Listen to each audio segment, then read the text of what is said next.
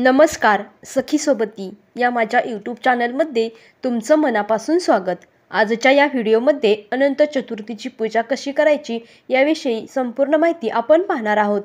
चला तर मग आजच्या या व्हिडिओला सुरुवात करूया। तत्पूर्वी तुम्ही जर या चॅनलवरती नवीन असाल आणि स्वामी भक्त असाल तर चॅनलला सबस्क्राईब करा आणि कमेंटमध्ये श्री स्वामी समर्थ लिहायला विसरू नका। अनंत चतुर्थीच्या दिवशी सकाळी लवकर उठायचे आहे। अंघोळीनंतर स्वच्छ कपडे घालायचे आहेत। लहान पाटावर किंवा चौरंगावर पिवळे कापड टाकायचे आहे। त्यावर भगवान विष्णू आणि माता लक्ष्मीची मूर्ती स्थापित करायची आहे। भगवान विष्णूचे ध्यान करायचे आहे आणि शक्य असल्यास उपवास सुद्धा करायचा आहे।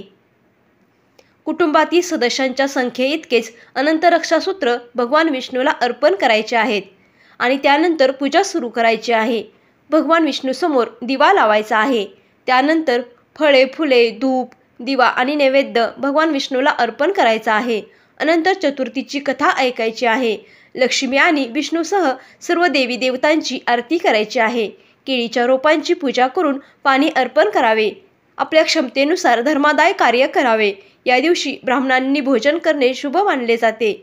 पूजेनंतर महिलांनी डाव्या हातामध्ये आणि पुरुषांनी उजव्या हातामध्ये अनंत सूत्र बांधावे। हे अनंत सूत्र बांधताना ओम अनंताय नमः या मंत्राचा जप करावा। ही सांगितलेली माहिती तुम्हाला आवडली असेल तर व्हिडिओला लाईक करा, शेअर करा आणि चॅनलला सबस्क्राईब करा। धन्यवाद।